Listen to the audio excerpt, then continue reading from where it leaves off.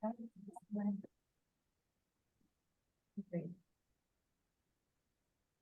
welcome everyone. We're doing this hybrid seminar today from the Wellcome Centre, so many of you are joining online, so both online and in the room, but I'm really delighted to welcome everyone to this Shame and Medicine Project seminar. So the Shame and Medicine Project is a Wellcome funded project based at the Wellcome Centre for Cultures and Environments of Health here at the University of Exeter.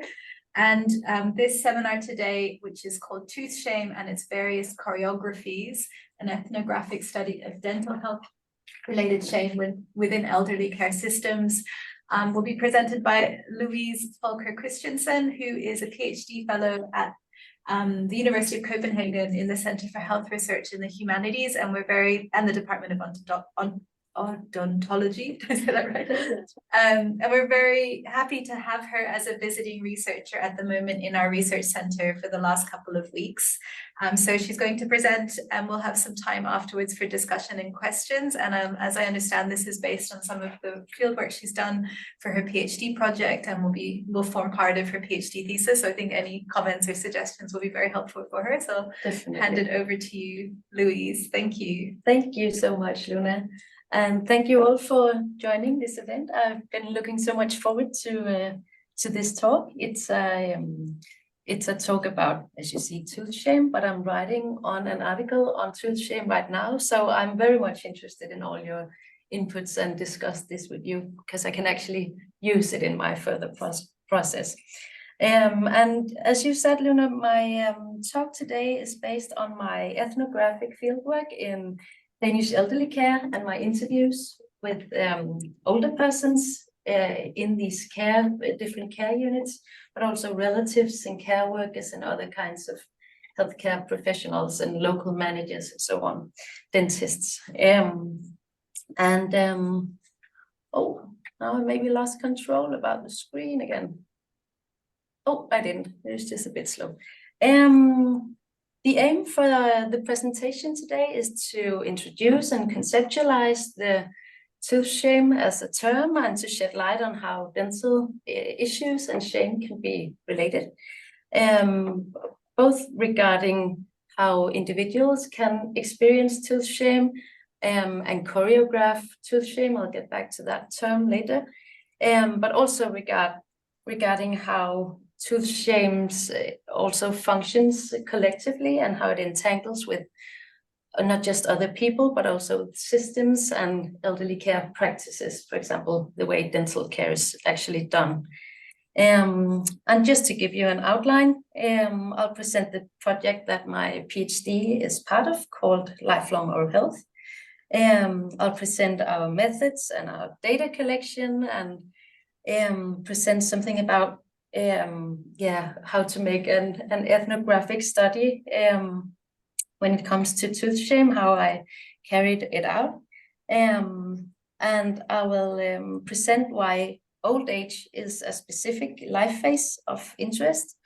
And then I will give you some empirical data on tooth shame. I will read you an ethnographic vignette that I wrote that I think encapsulates what I define as tooth shame. And of course, I will also tell you about my theoretical position, the research that I'm drawing on and I'm inspired by, but also I'll make some further suggestions, theoretical suggestions to better understand tooth shame. And I will explain why I use this term about choreographies.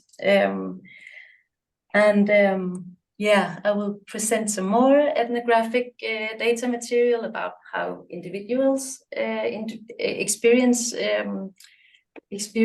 tooth shame and how it functions collectively, and also how the choreographies become something shared, something that other people also take part in. In conclusion, I will tell a bit about how tooth shame interferes and entangles with elderly care practices, the way it's actually, dental care is actually practiced within the elderly care systems. My PhD is part of this project called Lifelong Oral Health, and it's an interdisciplinary research project with Copenhagen, University of Copenhagen as partners, both core, but also Department of Odontology. But otherwise, it's also a co-creation project.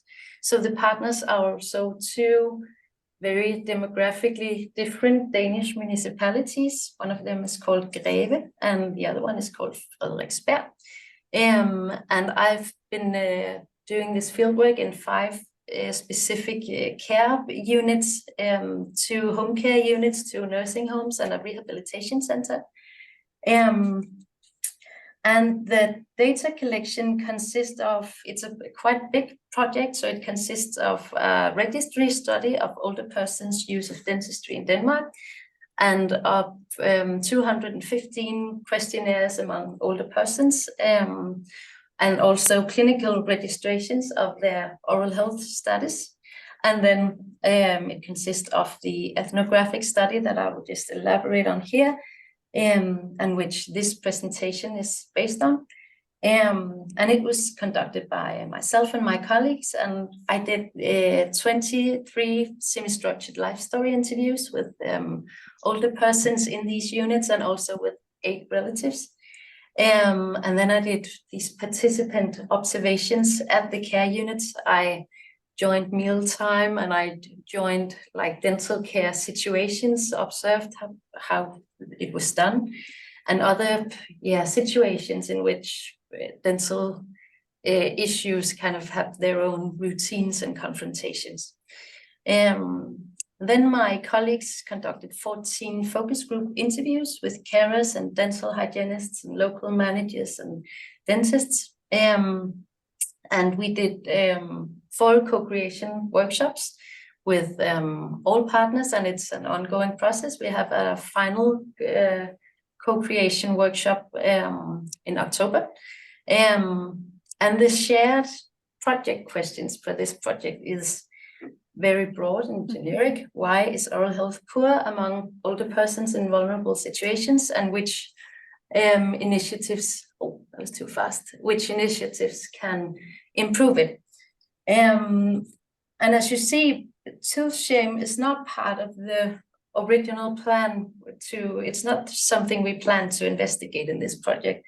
The focus was merely the everyday practices and their cooperation between different professions within the elderly care systems, and procedures regarding dental care and treatments and so on. But from the beginning, I sensed that there was so much emotional tenderness at stake.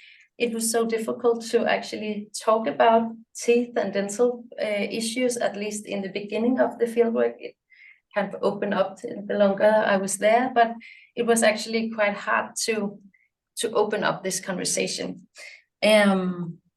So, for example, in one of my first interviews, I met a woman called Elizabeth in her 70s, and she was living there because her legs were paralyzed, but she was a former dental technician. And it was clear to me that her teeth, they were not in good shape. But when I asked her how her teeth were, and I asked that question to all of my informants, she said, "Oh, my teeth are fine. They're not hurting. Shouldn't we talk about something else?" And she was constantly making these sounds of, like aching teeth, especially when drinking, and she was holding her hand to her cheek, and it was my clear impression that she was in pain. So yeah, it confused me in the beginning that it seemed wrong. Their words didn't match their way to their appearance. Another tendency that made me look into the shame research area was that a lot of my informants, they talked about themselves in sort of so self-degrading ways when they talked about their teeth and their dental issues. And to exemplify that, I brought a quote from an 84-year-old woman called Gurli. And I visited her in her home, and she was bedridden with an infectious disease, and she received home care. So I visited her with the home care. And she told me she was in pain, and she had difficulties when eating, and she had lost almost all of her teeth quite early in life because of a periodontal disease. And she said to me, it's a wild quote, but she said, "I deserve it. Those teeth have never been taken care of, never. I know, I'm a sinner. I have been careless. I wasn't good enough. It's totally self-inflicted. There's no point in regretting it, but losing all your teeth at 40 hasn't been a blessing." So this tendency, it flows through the fieldwork and a lot of my interviews with older persons who have these dental issues. And yeah, I also met with a 85-year-old woman called Birte in her nursing home, and beforehand she had like put out a ring binder to show me with dental bills from the last 40-50 years.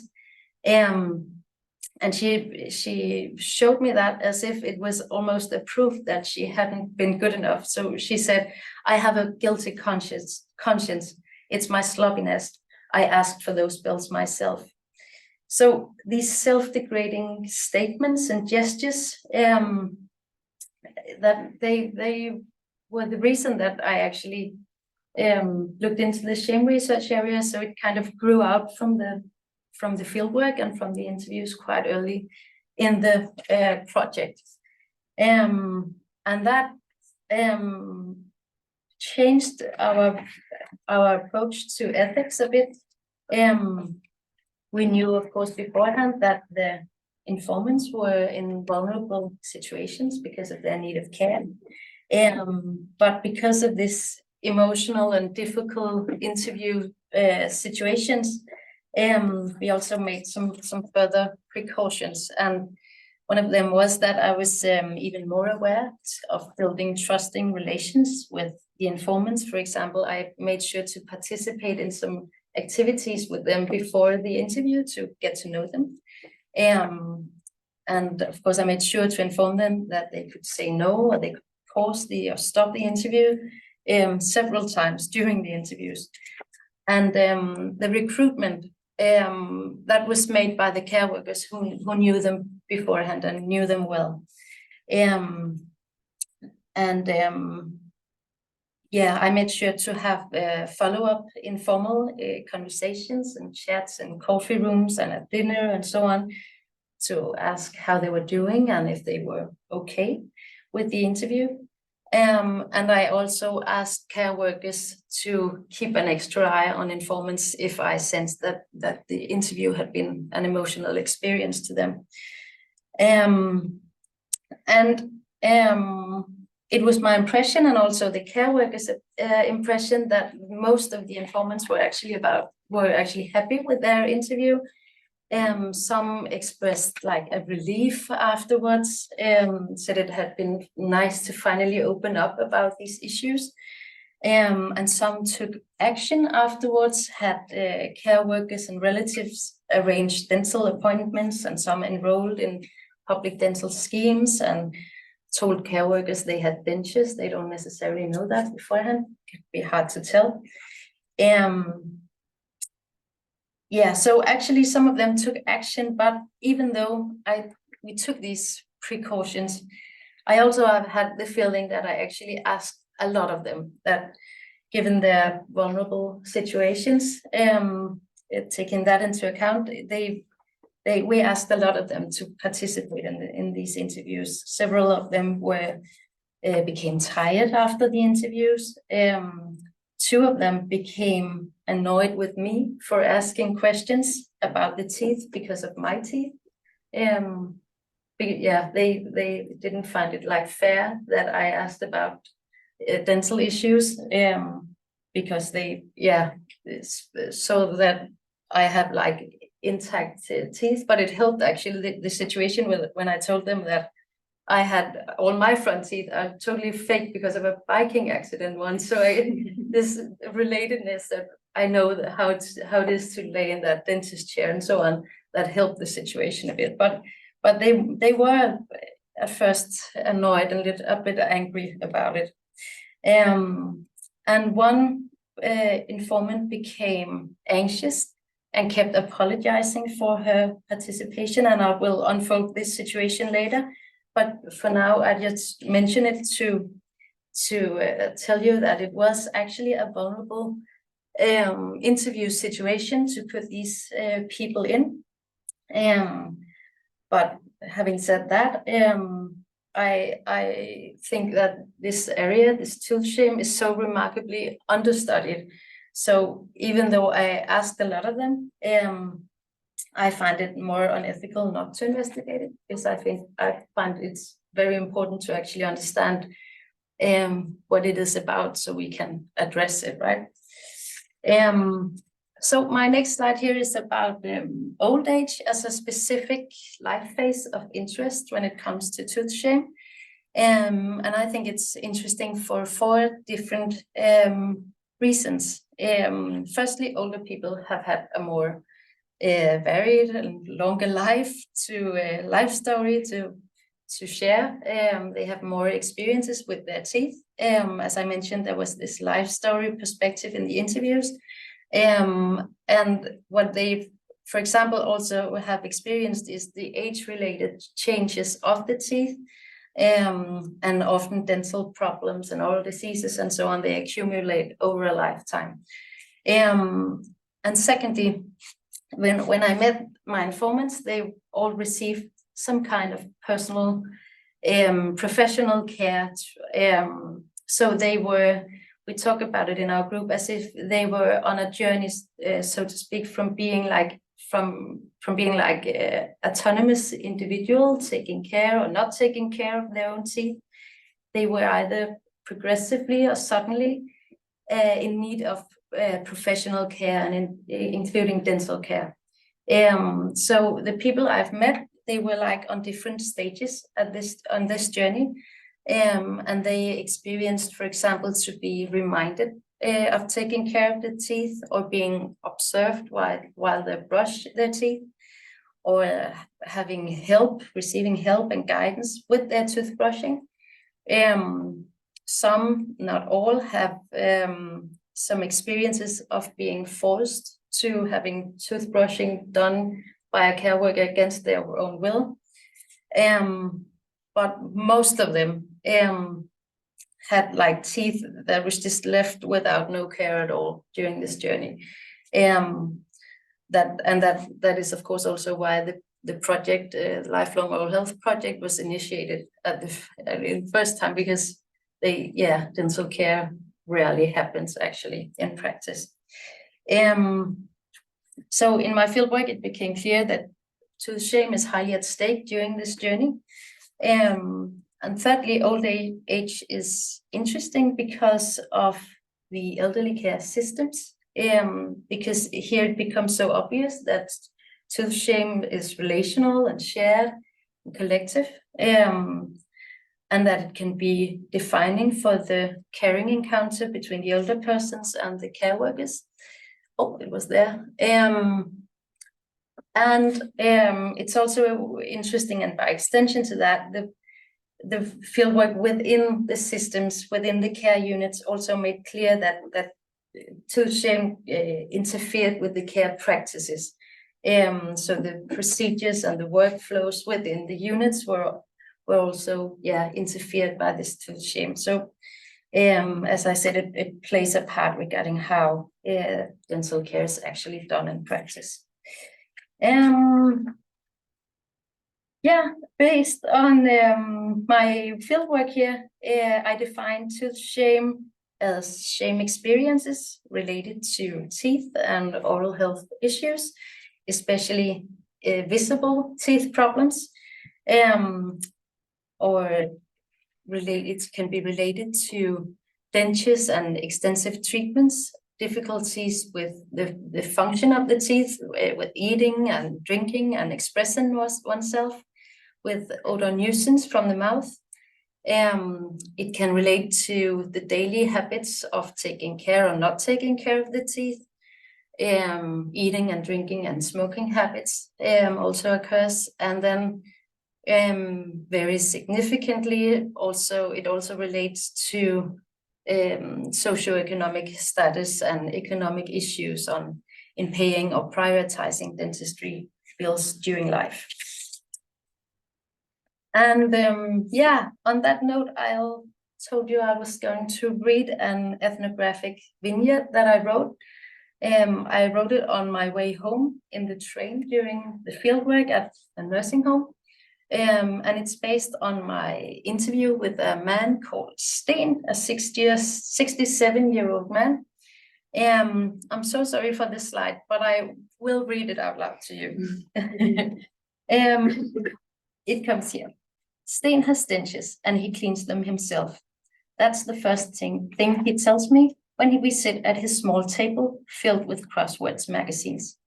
He's warm and he smiles discreetly. He's been looking forward to having a visitor. Ever since he heard about the teeth project at the nursing home, he's been thinking about how sloppy it has been of him not taking proper care of his teeth. He has never really been in the habit of brushing them, and his finances have not allowed him to visit the dentist, especially after losing his job at 50. 8 years ago, he pulled himself together and asked his wealthy brother for a loan so he could go to see the dentist. His teeth had become so bad it hurt to chew, and he kept to himself because meeting others with such ugly teeth was embarrassing. It was also embarrassing to ask for the loan. It's not like a car engine breaking down, because that can happen to anyone, Sten says. That's why it took so many years for him before he finally asked his brother for the money. Before he could go to the dentist, he was hospitalized with a severe and life-threatening nerve infection in his back. He underwent surgery and recovered, but has had back pain and a hunched back ever since. That's why he now lives at the nursing home. The doctor told him that the infection probably came from his teeth, so all of his teeth were extracted. He's sad that the bad teeth had such a significant impact on him. He has a guilty conscience that he didn't get his act together sooner, he says. After the operation, his brother lent him money for the dentures. Although it bothers Sten occasionally, he has become happy with it. Now he can enjoy his meals again, and he has also started to smile at others, he says, with his warm and discreet smile. So what I noticed in Sten's case was that he never uses the word shame. Instead, he calls himself sloppy and improper and stupid, and he kind of repeats this "I should have pulled myself together" phrase. And moreover, I noticed that when he talks about his teeth, he never just sticks to the teeth. He talks about himself instead. So it's like this self-recrimination take over his words. So it becomes about himself, and he constantly refers to what you, Luna, described as his core identity. When I ask what actually happened with the teeth, he can't remember, and it's not relevant to him. It's more he's more interesting in telling me that how improper he was. Yeah, during the interview, I sensed that the teeth and the dentures and the nerve infection have become like symbols to Sten of his own inadequacy. That was how he put it. It was also clear to me that the emotions he describes when talking about the teeth, they include both some aesthetic and some social and health related and economy related aspects. And that's why I think his story exemplifies exactly what I define as tooth shame. So that's of course why I brought that vignette. Yeah, I will just give you mention a bit about my theoretical position. As I told you, I am what I'm inspired by, but also what I further suggest.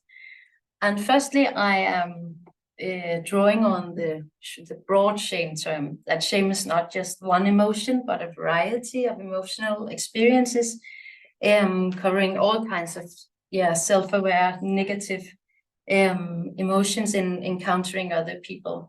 And I know this is some of the basics, but I mention it because it was so clear to me during the fieldwork.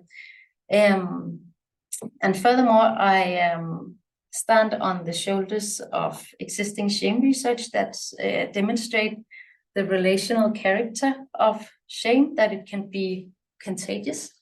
But I also want to suggest like an even more broad, the chaotic shame term, to fully understand the way tooth shame functions in and between people. It was my experience that it was not only relational in the sense that it can like transfer from one person to another person, or function as a two-way street, but that it merely moved in very chaotic ways, in and between the older persons, the relatives, the care workers, dental care workers and dentists and managers and other professionals, and also myself as an ethnographer. I'll get back to that.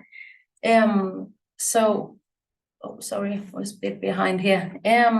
So instead of this two-way street, I see the way tooth shame functions as rings in the water that just constantly interferes and absorbing each other, entangling, disturbing each other. So yeah, I experienced it as a big chaos.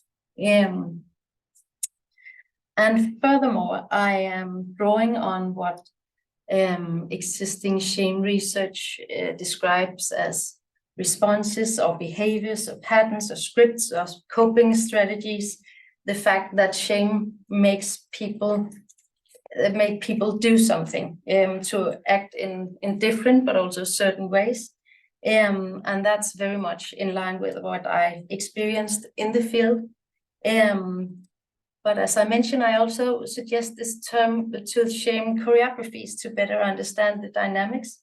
And I use it partly in a very literal sense when it comes to the way individuals try to hide their teeth and the mouth, which is so significant for this specific kind of shame. So I use the term choreographies to describe the body language, the gestures and facial expressions that are like performed repeatedly, intentional or unintentional, to hide the teeth. So it's the body work and the facial work, and that was why I came up with this choreography, where I had that idea at the first place, I think. But I also use it in a more broad and discursive sense. For example, I also see it as choreographies that are performed when people avoid or try to deal with tooth shame. So different ways of talking or not talking about dental issues, different ways of taking care of or not taking care.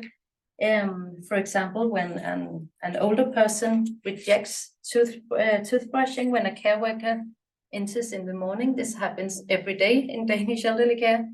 I also see this rejection, this avoidance, as something choreographed.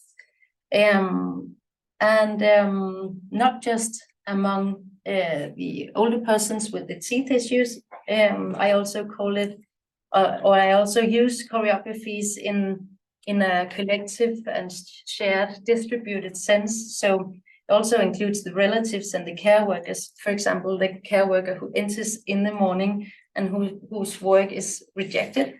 They also have their own choreographies. For example, they can react by putting toothpaste on a toothbrush and leave it in a visible place to like remind the older person about the toothbrushing, or they can try again later, go back in the apartment again and try again, or have a colleague doing it, or something like that.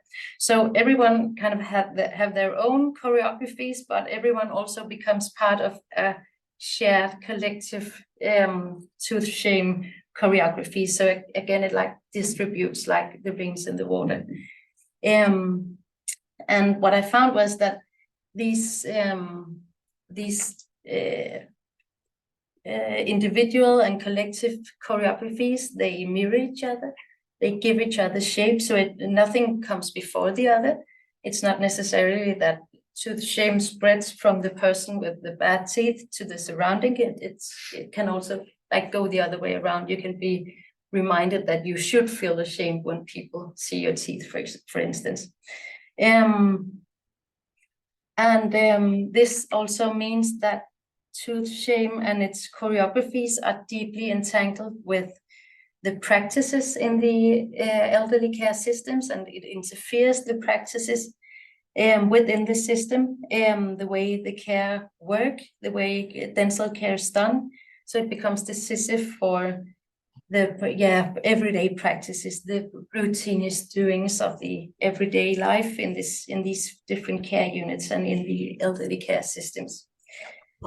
Now to some more empirical material. I want to begin with the ways I experienced the choreographies in my interviews with the older persons, and I will begin with hidden smiles, because that was such a significant finding here, that people hide their smiles. So Sten, again, him from the vignette, he told me about losing his teeth, and he said, "A few teeth fell out and I looked a little weird without them. My siblings said I looked dangerous. And I asked him, what did you do then? And he sighed and said, I stopped smiling." And he has a long pause. Well, you get nailed in how you interact with others because you don't want to smile. Or if you talk, you try not to open your mouth too much and stuff like that. So it actually limited the way you interacted with others, I asked. Yes, it did. I asked for many years. And he says, yeah, it was probably about 6 or 7 years. So it's this kind of, bodily work that I mentioned. And it's about smiles, but it's about a lot of other things. It's also about bending the neck. It's about not opening the mouth too much or holding a hand in front of your mouth. A lot of people do that. No one wanted me to take the photo. A lot of them, the informants, avoid eating with others, go to restaurants with their relatives, or join meal times at the nursing homes. And keeping to oneself and staying at home is also something that flows through the fieldwork.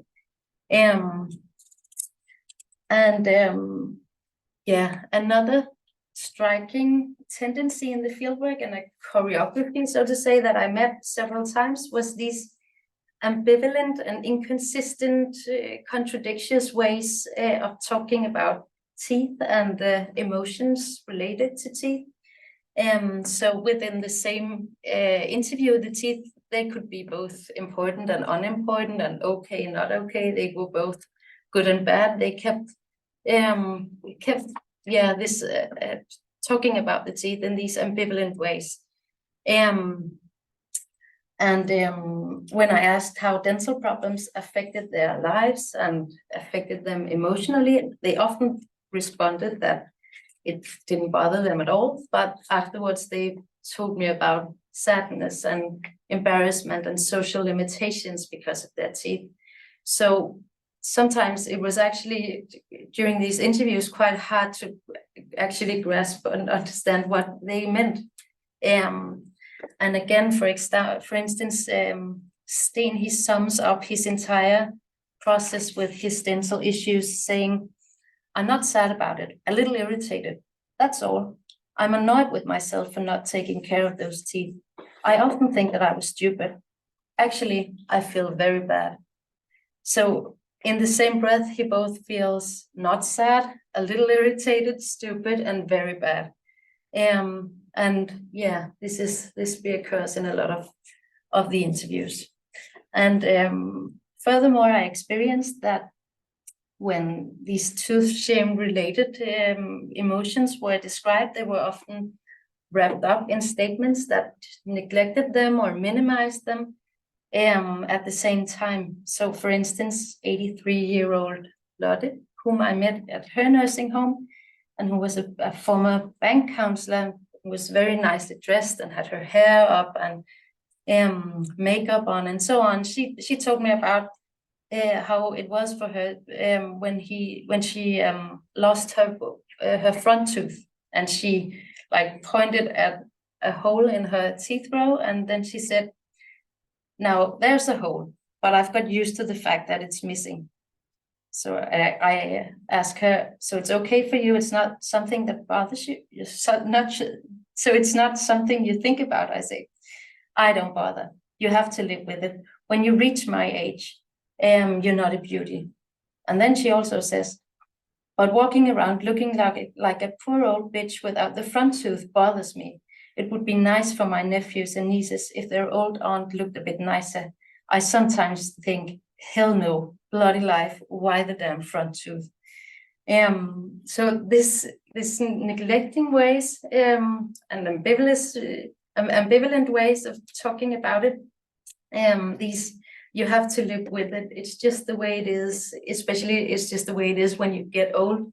That's tendency also reoccurs constantly. And what I found was that it often goes hand in hand with like a propensity to simply just adapt to dental issues, just to live with the problems. Elizabeth, the former dental technician that I mentioned earlier, and who had periodontal disease, we talked about her missing and loose teeth, and I asked her, does it bother you? No, I don't think so. In the beginning it did. And why do you think it has changed? I asked. I don't know. I eat in a different way than I usually do. So you chew your food a little differently. I chew with the other side of my mouth. I quickly find my way around it. There's hardly anything wrong with those teeth. So this adaptation to the problems, that she just have like another choreography again, another way to eat, to use the mouth, that has also been quite remarkable in a lot of my interviews. And by extension to that, I also experienced that it can be decisive for the propensity to receive dental care or to seek the oral treatments. So Elizabeth, moreover, talked about the care workers in her nursing home, and she said, "No, I don't want them to stand and watch me brush my teeth. I'd rather do it myself. I don't like that. That kind of monitoring. It's not me. No way. It's too transgressive." And in the same way, when I talked to 60-year-old Suzanne about the visits from the dentist at the nursing homes, that's part of the public dental scheme in Denmark, that the dentist visit the nursing home. And she said about those visits, when they visit, I leave and wait at the bus stop until they're gone. So just to sum up, all these different individual choreographies to avoid the teeth or avoid dental care or avoid treatments, they actually have some quite severe consequences to the social life, to self-worth, to oral health, obviously, but also to general health. It's very much combined, as Sten's story shows. Infection in the mouth can easily become infection in the nerves or the brain or the heart or the lungs or the body in general. What I experienced in the field was that tooth shame actually can have some quite severe and quite life-limiting consequences. And that leads me to the more collective shared and distributed aspects of tooth shame. And I will open this part up by unfolding like my own emotional experiences during the fieldwork. And as I told you in the beginning, most of my informants were happy about the interview, but one particular interview still sticks with me sometimes, because I felt ashamed about it, because it was so clear to me that when I interviewed, it was my interview with Birte, with the ring binders, with all the dental bills in it. And it was so clear to me that she hadn't had a good interview experience. It left her in a vulnerable place. That's why it has bothered me. So our conversation actually started out calmly. But when I asked her about dentist visits, her eyes suddenly flickered and her hands started shaking. And when she like reached out for a glass of lemonade, and then she said, "Now that I'm talking to you, my mouth dries. It's all right, Birte. Why don't we take a break?" I say, "I just need to drink."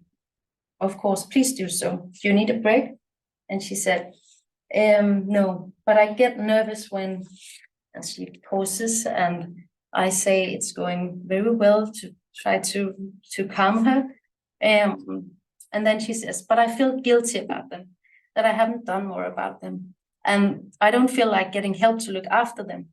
You'd rather do it yourself?" I asked. "Yes, but I would like to be better at it." And she continued being nervous afterwards in the interview. So quite soon after, I actually wrapped the interview off. And as soon as I like turned the recorder off, she started to calm down, and we talked about, she was a former teacher. She had so many books, and we talked about them and her beautiful green plants that was just all over this nursing home apartment. So she actually opened up about her life and her family and so on, but she also just kept apologizing for not handling the interview better. So also the following day, she kind of contacted me to say sorry. And on my last day, she came to say goodbye to me, and she very nicely, she gave me a cutting from one of the plants that I've praised. And it was a nice gesture, but anyway, it's her last words to me. She said, "Goodbye and sorry, Louise." And that still like sticks with me as a feeling of, professional inadequacy, that I didn't manage to give her a more nice experience. So she was vulnerable enough in the first place, right? So that was just to show that I actually, during this field work, felt this shared aspect of tooth shame myself. And it leads me to my interviews that I made with the relatives, because it also becomes very clear here. And here I've experienced that the tooth shame entangles with the relatives' emotions as well, but actually also their considerations on how to be a good relatives. So they also had their own choreographies to avoid or to carefully deal with the older person's dental issues. And also all the emotions that they sensed were related to the teeth, for their loved ones. So, for example, I interviewed a man called Søren, whose mother Ditte lived at a nursing home, and she had severe Alzheimer's. And when we talked about how Ditte always had been a nicely looking woman who cared for her looks, he told me that because of her disease, it had become very difficult for her to like keep up with the dental care. And he said, "When my mom got her dentures, she became very quiet. She's always been very vain, so she downplayed it. I know it really bothered her, but I never liked having the conversation. I never had the courage." So when he says he never opened up the conversation, and it's of course a way to avoid an unpleasant conversation. And there's something shameful about the "I never had the courage." He also blames himself for not having it. But it's not only, I think, avoidance that is at stake here. It's also a way to protect her. And that is even more clear in the case with Alan, who was son of Ingeborg, whom I met at Ingeborg's nursing home, and she lived there because of Parkinson, and that's very often related to dental issues. And he said, "It made her really sad and quiet. I will not make her uncomfortable by opening up the conversation, but I also feel guilty for not doing it, for not helping her with the dental problems. Most of all, I feel guilty about always rolling down the car window when we go on trips together because of the smell from her mouth." So in the same way, this rolled down car window, it's both like an avoiding choreography, but it's also something he does to not to make her feel uncomfortable. So yeah, the relatives definitely also have these avoiding choreographies, but it also entangles with these conflicting considerations about how to take care in this situation, how to be a loving son in this situation. And it altogether creates this tense atmosphere for everyone, and everyone kind of have their choreography in order to navigate in this situation. And it's also the case in the focus group interviews with the care workers and managers that we did. And they revealed that also the carers very much experience these shame-related emotions when confronting dental issues among older persons. So they can also, just as myself, be emotionally affected and doubtful and ashamed when they sense tooth shame among the older persons. For example, the carers said things like, "It's so intimidating to watch a citizen brushing teeth.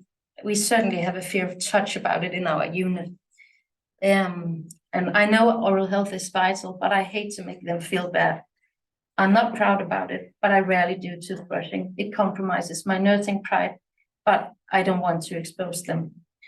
So a lot of the carers, they describe this dental care work and confronting the older persons with dental problems as a highly intimidating care task. It is shameful because they don't feel they're supposed to feel intimidated by the persons they take care of. So these, I hate to say it, I'm not proud about it, like disclaimers, they go on in these focus group interviews, and it causes like a feeling of professional inadequacy in these carers, and it spreads even further. So it's not only an emotional experience, but it entangles with their professional and ethical considerations. The nursing pride collides with the caring considerations about not wanting someone to feel bad. So it becomes like an inner conflict in them, but also a workplace issue. The fear of touch was quite striking in actually all the units I have visited.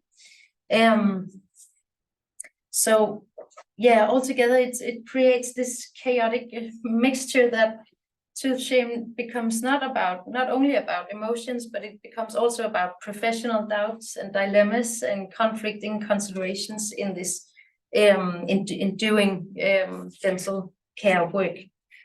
And what I found is that it tends to mix itself up with some quite specific questions within the elderly care systems, especially questions about dignity and the right of self-determinations, which are key values in Danish elderly care. So for instance, a home care unit manager says, we find that they are not only ashamed of their teeth, but also of being unable to afford to see the dentist. It's a massive problem among our citizens, but it's difficult when we are in people's homes. We don't have as many options because of the right of self-determination. So it has actually been my impression that tooth shame is very often acknowledged by the care professional, but it's still unaddressed, and partly because it collides with some of these key values. And it also goes for the question about dignity. At a focus group interview, some care workers were asked about what they do if they observe that an older person gets difficulties with taking care of the teeth. And one of them said, "We check if the toothbrush is wet, or sometimes we just put out the toothbrush with the toothpaste on it as a reminder. You can't deprive them their dignity or right of self-determination. You have to step carefully. We won't make them feel like a child. If they say they've done it themselves, we must show them some trust, also when we know they didn't do it." So it's the same point here that tooth shame becomes part of this chaotic mixture, not just of emotional experiences, but also of values and dilemmas. And here again, it becomes decisive for what is actually being done in practice. So it also shows that the care workers have their choreographies. And again, I think you can understand it as an avoiding choreography. They avoid to take the conversation, but it's also actually a way of, they also try to address it carefully, but by not opening the conversation, but checking the toothbrush instead. So yeah, I don't necessarily see the avoidance and the attempt to address it as something as opposites. And the same also goes for questions about rehabilitation and self-help, which is also key values in Danish elderly care. A manager in a rehabilitation center said, here we call toothbrushing the last bastion. I'd rather help people help themselves. I don't just want to do it. They should be allowed to brush their teeth themselves.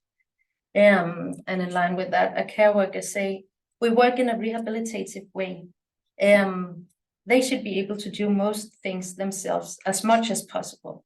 It's about nursing professionalism. The stroke victims, for example, they have a desire to become themselves again. Being able to brush their teeth can be a partial goal. We need to support that. So again, the tooth shame entangles with these questions about rehabilitation and self-help. And again, it becomes decisive for how dental care is done in practice. But in practice, it actually means that it's very rarely done. They simply don't do it, also because it collides with these values. To sum up a bit, when talking about these collective and shared and distributed aspects of tooth shame, what I found was that it entangles, but it also interferes with the care workers' emotional experiences, but also the workplace culture and professional considerations and ethical considerations. It interferes with questions about dignity and the right of self-determination, and also rehabilitation and self-help. So altogether, it becomes part of this chaotic mixture of conflicting emotional experiences and professional considerations and care values. And tooth shame distributes to everyone, to the older persons, the relatives, the ethnographer, the care workers, and the managers as well. And everyone, as I said, have their own choreographies. Everyone takes part in the collective choreographies to either avoid or to deal carefully with tooth shame. And altogether, it affects and creates practices and becomes decisive for how dental care is actually being done or not done. So I think that was actually what I had. So thank you so much for listening.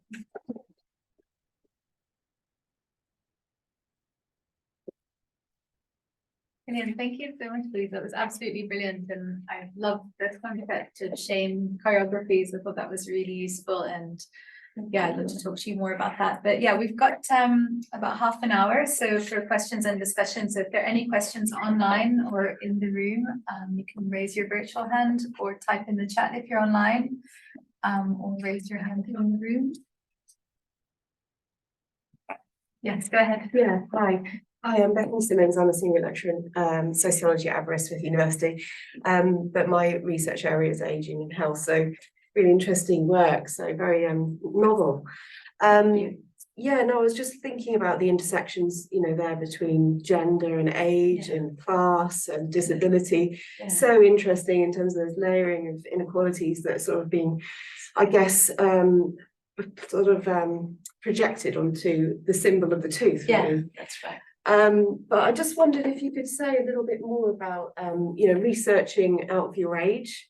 So, you know, I've done research obviously with older people, and I just wondered if you could talk about the reflexivity processes, you know, you went through, you know, in terms of the challenges, but also potentially the opportunities to sort of get some of that rich data that might have been assumed if you had been older. So yeah, I just want to do So about my own age, as my as your identity as a researcher and researching older that's people. way around it. Yeah, of course. We had so many discussions about that in our group, and I have had so many reflections on it. Because it was clear with the like issue of when two of them got annoyed and angry because of my teeth. And that of course also made me think a lot about my own role, and the way I entered these nursing homes and home care units and so on. And I think I was actually more reflexive and also sometimes nervous about it before the actual fieldwork, because when I was there, I was so welcomed.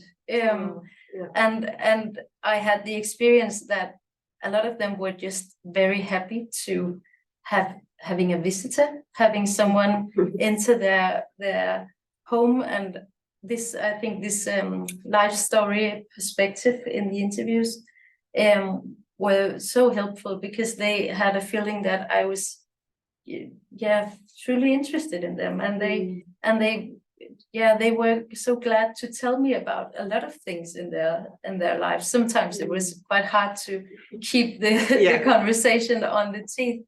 And I also want to mention that a thing that was that interfered in this fieldwork was that during the fieldwork I was pregnant.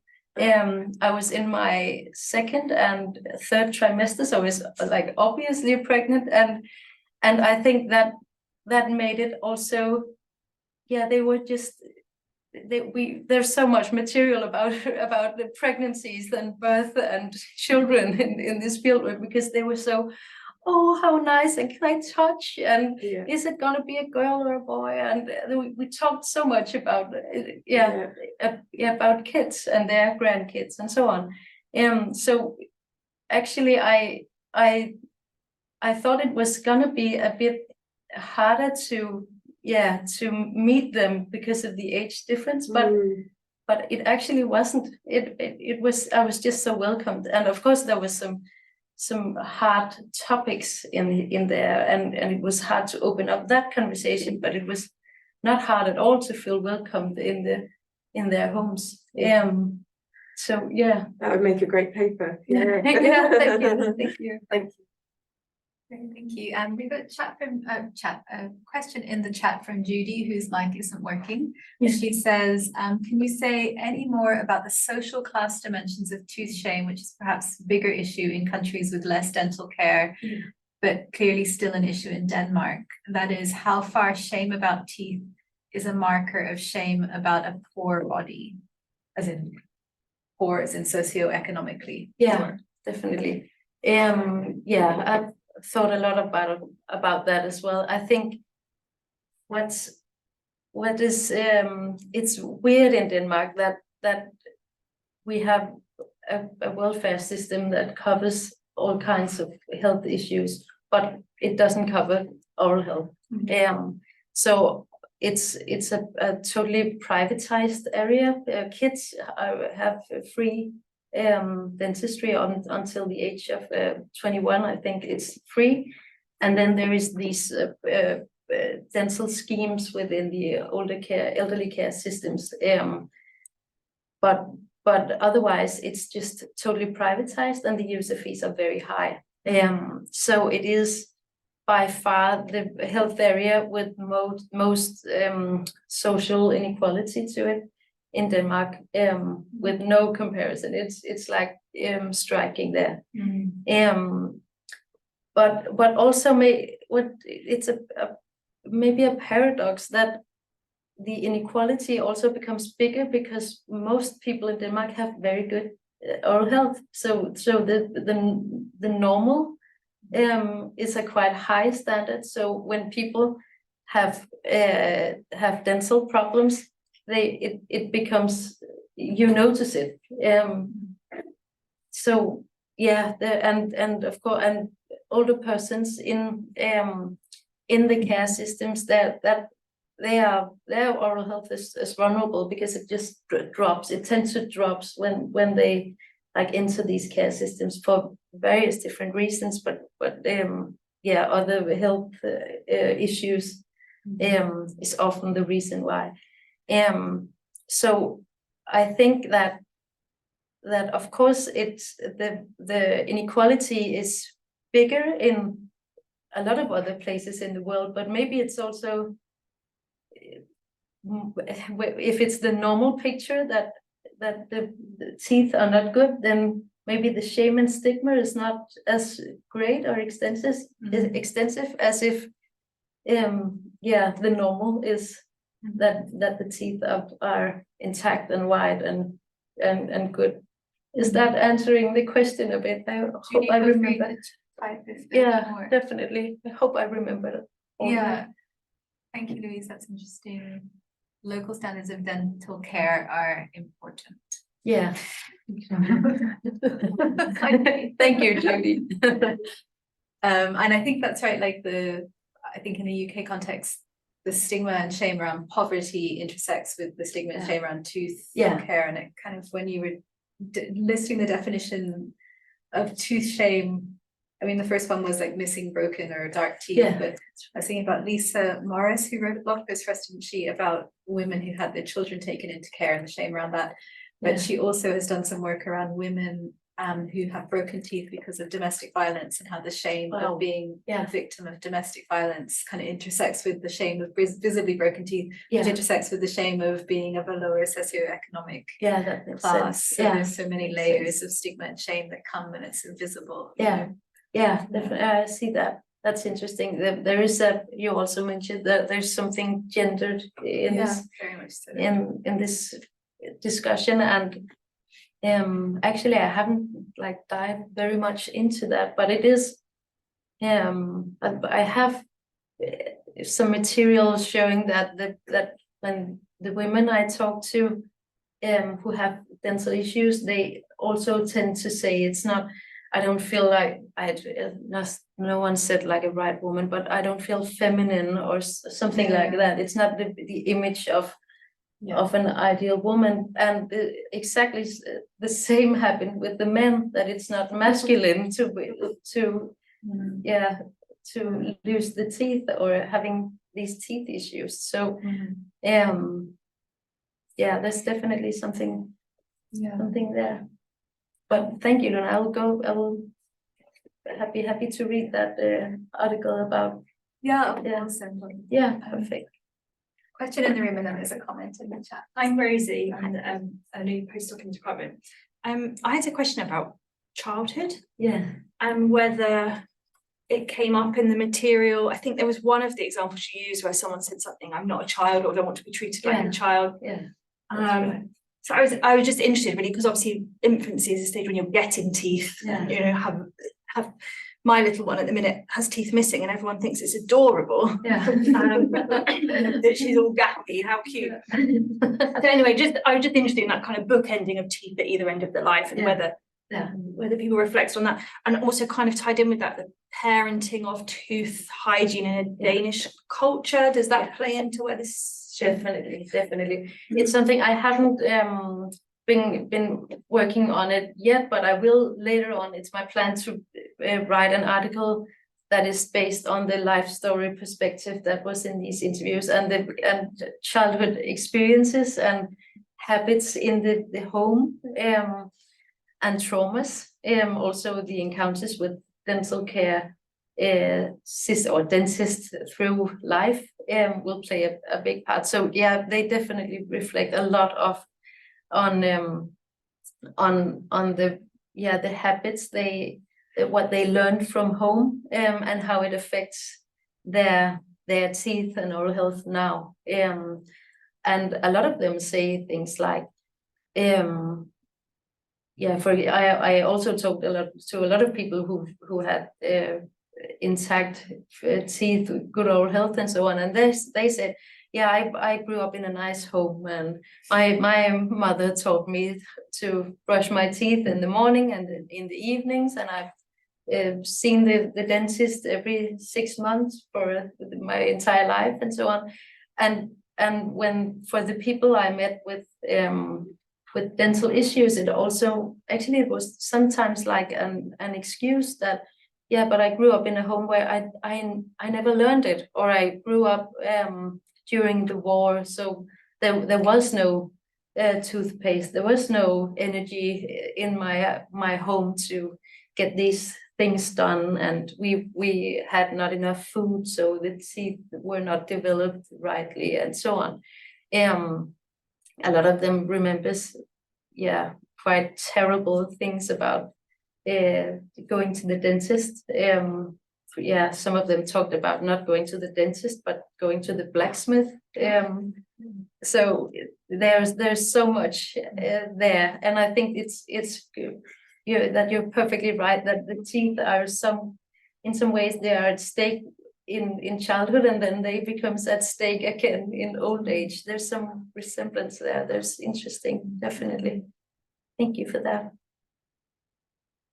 We have a comment in the chat from Patricia Neville, when she says, really interesting presentation, Louise. The compensatory strategies, choreographies that you mentioned are common for other groups of dental issues, for example, missing teeth, periodontal disease, etc. So the feeling of tooth shame is universal. Are you aware of Barry Gibson and Lorna Warren's work from the University of Sheffield on mouth talk among older people? Before today in the morning, I had a meeting with Alex Hillman, and she told me about it. So I wasn't aware of it before, but thank you for mentioning it. I think it's, yeah, I'll definitely I have nothing clever to say about that. I know nothing about it yet, but I'll definitely look into it.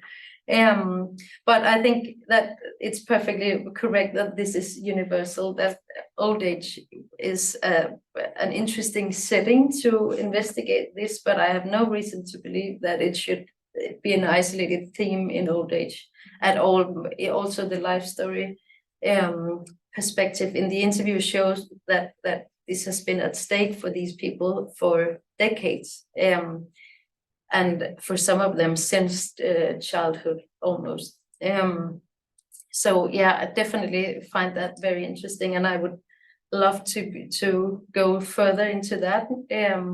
Now I'm like in the lifelong oral health project, so now right now it's like, and with there's this aging perspective, but I find it so interesting also to maybe go even further to look even further into the social inequality there is around the tooth shame also way earlier in life. So yeah, definitely find that interesting, and I find it terribly understudied. So yeah, call for more of that. Any other questions or comments from online or in the room? Another one? Yeah, go ahead. Sorry. I'm just picking up on that, and just thinking about the infantilization and the stigma of aging and the decline and degeneration type of narrative around aging, so there is that added layer of ageism, I think, when it comes to tooth stigma, and so I do think it's worth bearing that in mind as well. There's that added layer of stigmatization in aging and tooth shame. Definitely. I'm also right now I'm writing on this article on tooth shame, and it's so helpful with all your comments to that, but I'm also actually writing on an outline, and I discussed it with Alex and Judy and Luna already, and Arthur, and that is I like zoom in on the care workers and very precarious findings in the focus group interviews, because what we found was that a lot of them say that they find doing dental care disgusting, and they are actually ashamed that they feel that way. They keep this, I'm not proud to say it and I hate to say it, but I find it disgusting, and they say it's like toenails and the smell, and so this disgust and repulsion is definitely a theme, and I am going to investigate that also in relation to ageism, because I found that there's because I don't think you'd find that if you were talking about you know, brushing younger children's teeth. Exactly. I mean, I I know think there's you're the right. smell and you know, there's, Yeah. so there is something around, you know, aging Exactly. as an additional stigma. Yeah, there's Yeah. the decay is a part of it. Mm, Yeah, mm, definitely. mm. So yeah, I find that part so interesting also to, of course, the care workers are present in this study here, but also actually to zoom in on how is it to actually perform this care task. Because it's also a barrier that it's also one of the reasons why it's not done. It's because they can't stand it. They keep they keep comparing it to changing a diaper. And they a lot of them say that they are so used to changing diapers, so it doesn't touches them at all. They're just used to it. But they rather change a diaper than brushing someone's teeth. And then when we interviewed the dental hygienists and dentists, they say exactly the opposite. So there's something. I'm very interested in the way you can actually transform and change the emotional experience of the disgust, also as a way of coming across the ageism in that. And it can actually be addressed. It can be changed and trained and so on. I'm really sorry. I completely forgot that we had a schedule for this, and we have a live captioner who needs a break, so we have to stop for 5 minutes. So the question is, will we have a pause and then just have another 10 minutes of questions and discussion if people are willing to stick around? It's or we perfect. can, yeah, is that okay? And were there other questions? If there aren't any other questions, we could also just wrap it up now, because we have had some discussion. It's totally fine here. Does anyone online have any questions that they'd like to come back to?